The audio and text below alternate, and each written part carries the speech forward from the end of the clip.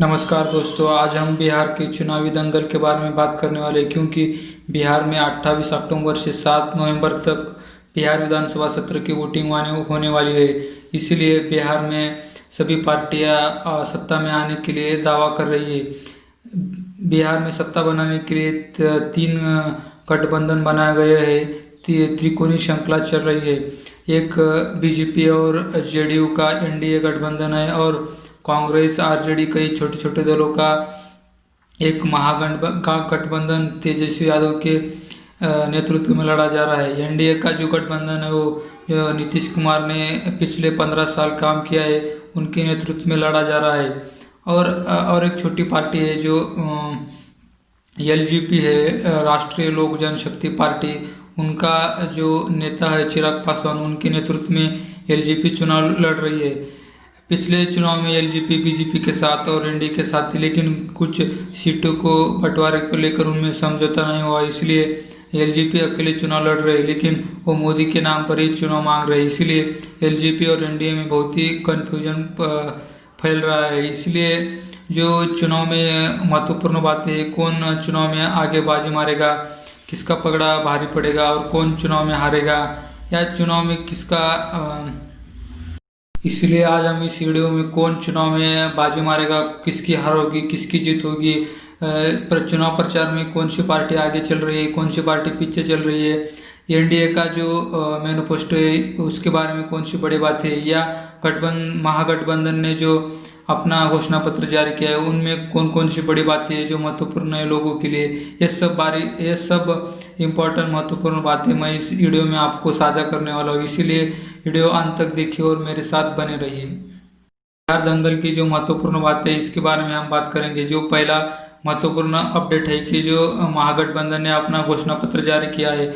जो पिछले 15 साल से जो आरजेडी और कांग्रेस सत्ता से बाहर है, वो सत्ता में आने के लिए बहुत प्रयास कर रही है और जो अपना सारा दमखम प्रचार में डाल दिया है। तेजस्वी यादव के नेतृत्व में वो प्रचार कर रही है। जो आज से ही तेजस्वी यादव चुनाव अपना कैंपेन का प्रचार करने के लिए तैयारी कर रहे हैं। वो जो तेजस्वी यादव और कांग्रेस ने जो प्रेस कॉन्फ्रेंस करके कल जो अपना घोषणा पत्र जारी किया, उसमें 3-4 बड़ी बातें मैं आपको बताने वाला हूँ। उसमें से सबसे महत्वपूर्ण ये बातें है कि जो वो सत्ता में आने के बाद युवाओं को 10 लाख रोजगार देने की बात की है। जो युवा जो गवर्नमेंट की एग्ज़ाम देते हैं उनमें जो उनको 500 या 1000 रुपये फीस लगती है, वो फीस भी माफ़ करने की बड़ी घोषणा की। उसके साथ ही वो बिहार को विशेष राज्य दर्जा देने के लिए भी केंद्र को मांग करने। रोजगार के बाद महागठबंधन ने किसानों को मद्देनजर रखते हुए वो सत्ता में आने के बाद जो किसान का जो कृषि ऋण है सब माफ करने के लिए दूसरी बड़ी घोषणा की है। इसी के साथ जो बिहार का जो पिछले 15 सालों से जो नीतीश कुमार ने उतना अच्छा विकास नहीं किया, जो शिक्षा हो या सड़क हो, बिजली हो, सभी क्षेत्र में आगे लेने के लिए, बिहार को अच्छा राज्य बनाने के लिए और विशेष राज्य का दर्जा देने के लिए, सब बड़ी बातें महागठबंधन के घोषणा पत्र में तेजस्वी यादव और कांग्रेस ने जारी की है। इसके बाद हम एनडीए का जो मैनिफेस्टो है इसके बारे में जानकारी लेंगे। एनडीए में जो 3-4 दल है वो सब मिलके अपना घोषणा पत्र बना रहे, इसलिए 1-2 दिन में वो घोषणा पत्र आएगा। उसके बाद ही मैं एक आपको अपडेटेड वीडियो एनडीए के घोषणा पत्र के बारे में बनाऊंगा। उसके बाद जो एलजेपी है, जो एक छोटा दल है, वो भी अकेले चुनाव लड़ रहे हैं। पिछले विधानसभा में वो एनडीए के साथ था। इस चुनाव में वो अलग से चुनाव लड़ रहे हैं।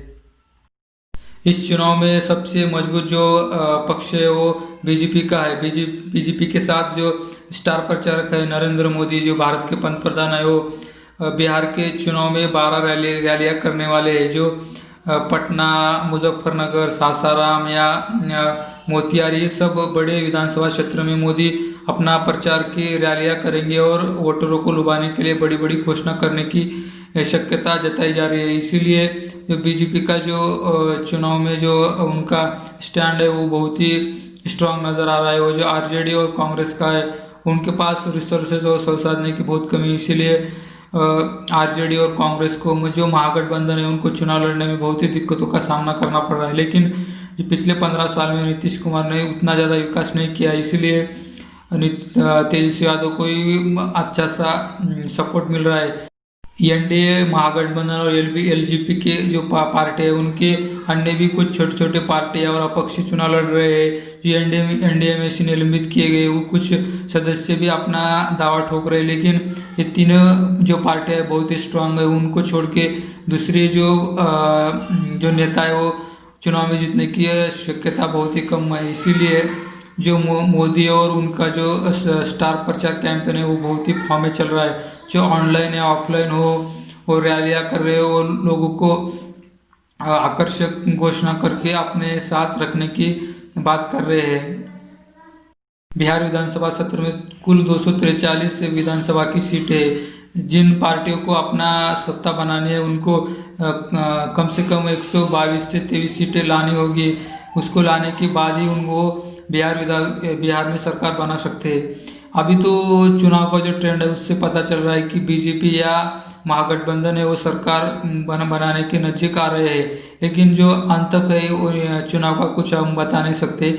जो आगे और महत्वपूर्ण अपडेट है आपको हम इस चैनल पे डालते रहेंगे। जो बिहारी विधानसभा के जो महत्वपूर्ण अपडेट है वो जानने के लिए हमारे चैनल देखिए, हमारे चैनल को सब्सक्राइब कीजिए। 28 नवंबर से 7 नवंबर तक बिहार विधानसभा के जो 4 चरणों में वोटिंग होने वाले हैं और 10 नवंबर को बिहार विधानसभा का जो रिजल्ट है वो आने वाला है। उसके बाद ही साफ साफ पता चलेगा कि बिहार विधानसभा में कौन सी जो पार्टी है वो सरकार बनाएगी और बिहार का नेतृत्व करेगी। जो आपको वीडियो अच्छा लगा तो इस वीडियो को लाइक कीजिए और अपने दोस्तों के साथ शेयर कीजिए। जाते जाते अपने चैनल को सब्सक्राइब कीजिए। वीडियो देखने के लिए धन्यवाद। Thank you.